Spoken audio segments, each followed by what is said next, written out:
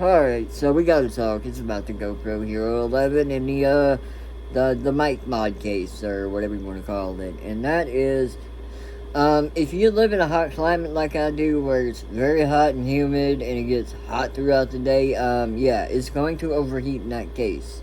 I ran 2 tests, alright?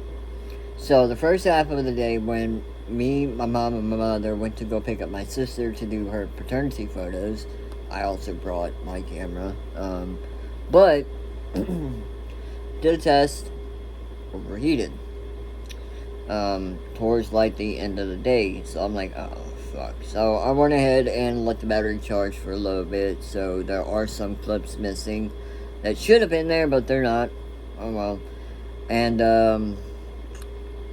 I took it out of its case, and it ran fine out of the case. So it's kind of doing the same thing that the Hero 9 did with the overheating in super hot climates. If you live somewhere where it's nice and cool throughout the year, you're going to have no issues with it. I'm going to tell you that right now. You're not going to have any issues with the mod case or anything like that. Because this morning when it was nice and chilly, I'm running it no problem in the mod case. With the little tripod thing that actually came with it. Like, it worked fine. Like, but I guess it's just once that heat outside or the sun came out, we all know that windows, they kind of like magnify the, I don't know if you would say rays, but it makes it a lot hotter pretty much inside the truck. And then you have 4 people in the truck. Me, my grandmother, my mom, and my sister. So that can contribute to it. And then obviously the air conditioner can't really do well when it comes to the southern heat. I don't understand it. Some days it'll do fine, other days it's just too damn hot. And that's one of the reasons why we don't get out much, is because it's too fucking hot down here. You know, I see a lot of people be like, oh, why don't you go outside and do something? I would love to, but I don't want to die of a fucking heat stroke, right? So I just kind of like, chill back, play video games, and towards like the evening times when it's starting to cool down, we'll go out, we'll go fishing. I'm gonna fish till it's like dark, and then we'll come home, eat, get our sleep, and then rinse and repeat, right? Like, it's pretty much the same thing every day. Like, just chill for a little bit, let it cool down, then go out. Which today, my sister wanted to do her paternity photos, which I'm kind of glad, because I have not used the Canon Rebel T7 since Christmas, believe it or not. So I actually got to use it today, and I'm really proud of that. So I actually got like a really good shot of my sister. Thinking about it. I'm gonna talk to her, see if I can post it to my YouTube community section so you guys can see it. Because I'm gonna tell you right now, some of y'all may not give a shit, some of y'all may not believe this, but I am actually getting better at photography. Like, I was good before, but it's like, when you have a a DSLR, right, like, a decent DSLR or mirrorless, like, it is a fucking game changer. Like, don't get me wrong, I don't even know where the fuck Crimson is, but I have Crimson, right? My, what is it? My Canon SX720HS. That's what I call it Crimson. And that was a good little camera, right? And then I got the Sony a6000. That camera was, okay. But the Rebel T7 is just on another fucking level. Like, it is so much better than those 2 cameras combined. And I fucking love it. Now, obviously, my GoPro does have its place. It's an action camera, and it does a lot of things that the T7 can't. Like, 4K video recording, 4K 60. Same with my phone. Like, my phone does 4K 60. So it's like, you gotta have a trade-off for everything, right? Like, that's mainly for photos. This can take photos. I don't really care to take photos with it, but if it's all I have, or if it's the only thing I have with me, then hey, okay.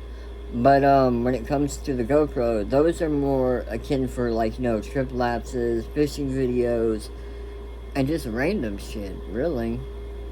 Although I might actually use the Hero 11 a lot more for, like, unboxing and reviews and whatnot, just because I have a lot of accessories for it now, and then the light and everything works really well too. And I found out something. The light that actually came with the hero bundle or the creator bundle, I forgot what it's called. It actually has the horseshoe design that my Rebel T7 has, so I can literally use it on top of that. Now, obviously, it doesn't click into place, but it fits. So I'm actually quite proud of that, and yeah. And then I also have another thing for the GoPro where I can literally, it also has a horseshoe fitting, and then it has a little thing that screws down, and you sit on top of your camera, like slide on top of your camera, and then put your GoPro on top of that, and yeah, shit's gonna get wild. Let's just put it that way. I don't even know where my grandmother found it. I don't know if it was something that came out of one of my fucking kids, like one of the kits I have for one of the GoPro kits. Could have been an off-brand or some shit, but it's like, okay, well, now I can use this with that, and have some weird-ass fucking setups, but I don't know, I just, it's just something I honestly gotta tell you guys, because, like, I gotta be fucking 110% transparent, okay? I gotta be transparent with y'all. I'm not gonna sit here and lie and be like, oh, this is the greatest fucking camera ever, it has no flaws, because it does have flaws. It's just like everything has flaws. That's why I never rate a product a perfect 10. Yeah, I like this mod. It's not a fucking 10. I like this tank. It's not a 10. It's small. It doesn't hold a lot of juice. It goes through juice way too fucking much. When you compare it to something like the CCI Hype, that fucking thing, that'll retain juice for several hours before I have to refill it. Not this. So, you really gotta look at it. You can't just rate everything a 10, because say you rate something a 10, somebody else goes out and buy it, right? They go buy it, and then they notice the flaws that you didn't point out, and then they're going to be mad at you for that, because you didn't point that out. But it may not have been your fault. You may not have noticed it or thought of it as a flaw, but it might actually be a flaw to other people. So you really got to be transparent and talk about a lot of things, like, okay, well, this tank doesn't hold this much juice, whereas this one does, right?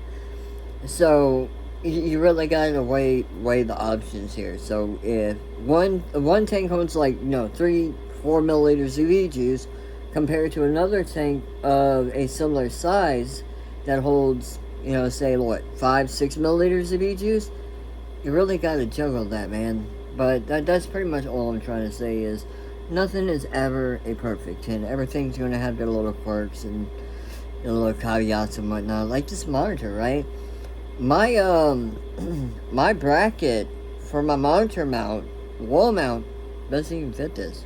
Bolt patterns don't line up. So I'm using it with its stand right now until I can get one that actually does work with it. So again, gotta weigh your options. It's not an issue with the monitor, it's an issue with the mount. They said this would fit pretty much all TVs and monitors. Clearly fucking not, because they didn't account for this LG. But I hope you guys have a great one. I'll see you guys later, and have a good day. If you liked the video, leave a like down below. Don't forget to comment, share, and subscribe. I'm your host. Oh shit, let me take a vape real quick while I think on it.